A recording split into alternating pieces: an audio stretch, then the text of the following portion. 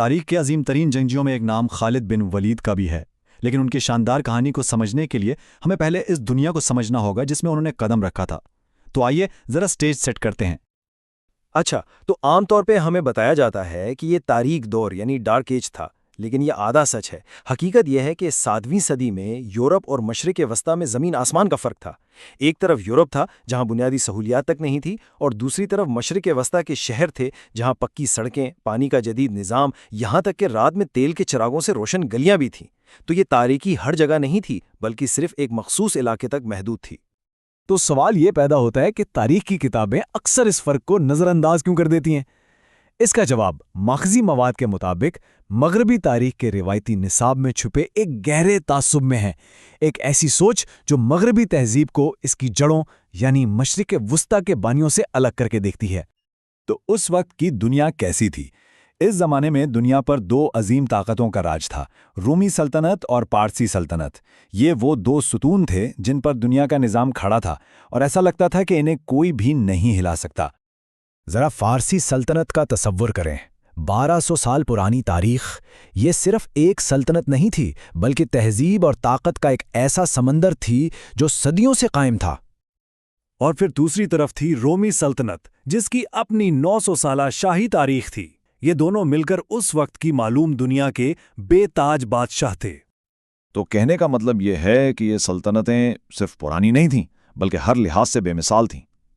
Technology میں سب سے آگے، آبادی میں سب سے بڑی، اور جنگی تجربے میں ان کا کوئی ثانی نہیں تھا۔ بظاہر تو ایسا لگتا تھا کہ انہیں شکست دینا ناممکن ہے۔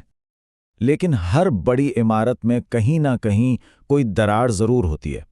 ان کی مضبوط بنیادوں میں پہلی دراڑ ایک ایسی جنگ تھی جو صدیوں تک چلتی رہی اور اندر ہی اندر ان کی طاقت کو کھوکھلا کرتی گئی۔ اور یہ کوئی چھوٹی موٹی لڑائی نہیں تھی، یہ تنازعہ تقریباً 680 سال تک جاری رہا۔ ذرا سوچیں، نسل در نسل صرف جنگ ہی جنگ۔ یہ ٹائم لائن ہمیں بتاتی ہے کہ یہ ایک مسلسل اور تھکا دینے والی جنگ تھی، خاص طور پر 602 سے 628 کے درمیان لڑی گئی آخری جنگ۔ اس نے تو جیسے دونوں کی کمر ہی توڑ کر رکھ دی اور انہیں اندر سے بالکل کھوکھلا کر دیا۔ اور نتیجہ یہ نکلا کہ صدیوں کی لڑائی نے ان دونوں سپر پاورز کے وسائل، فوجی اور خزانے سب کچھ نچوڑ لیا تھا۔ وہ باہر سے تو اب بھی عظیم سلطنتیں نظر آ رہی تھیں، لیکن اندر سے وہ مکمل طور پر خالی ہو چکی تھیں۔ لیکن جنگیں تو پھر بھی ایک نظر آنے والا دشمن تھا۔ اصل تباہی تو ان طاقتوں نے مچائی جو نظر بھی نہیں آ رہی تھیں۔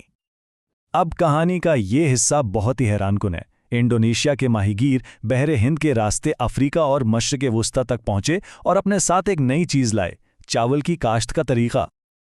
یہ ایک ایسی تبدیلی تھی جس نے سب کچھ بدل دیا۔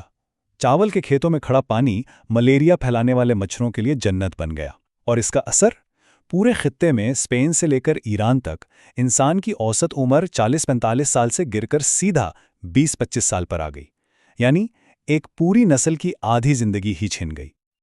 اور جب ایسا لگا کہ حالات اس سے زیادہ خراب نہیں ہو سکتے، 6 صدی کے وسط میں جسٹینین طاعون کی وبا نے آخری کیل بھی ٹھوک دی۔ یہ اعداد و شمار خوفناک ہیں۔ اس وبا نے یورپ کی 40% اور مشرق وسطیٰ اور شمالی افریقہ کی 60% آبادی کو ختم کر دیا۔ یہ ایک ایسی تباہی تھی جس کا آج ہم تصور بھی نہیں کر سکتے۔ کم لوگ، مطلب کم خوراک، چھوٹی فوجیں اور ایک تباہ حال معیشت۔ تو آئیے ان سب باتوں کو ایک ساتھ جڑ کر دیکھتے ہیں۔ پہلے صدیوں کی جنگ نے انہیں لہولہان کیا، پھر ملیریا نے ان کی آبادی آدھی کر دی، اور آخر میں طاعون نے آ کر رہی صحیح کسر بھی پوری کر دی۔ یہ 2 عظیم سلطنتیں اب اپنے ماضی کا صرف ایک کھوکھلا سایہ رہ گئی تھیں۔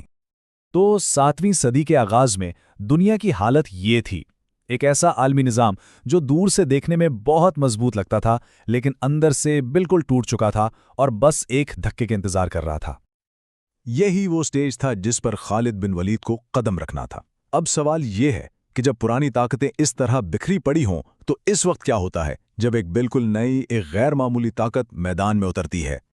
یہ جاننے کے لیے کہ آگے کیا ہوا اور خالد بن ولید نے اس ٹوٹی ہوئی دنیا کو کیسے ہمیشہ کے لیے بدل دیا، ہمارے چینل اسپاٹ ورک لرننگ کو سبسکرائب کرنا نہ بھولیں، اور اس تجزیے کو لائک بھی ضرور کریں تاکہ آپ پارٹ 2 جہاں اصل کہانی شروع ہوتی ہے مس نہ کریں۔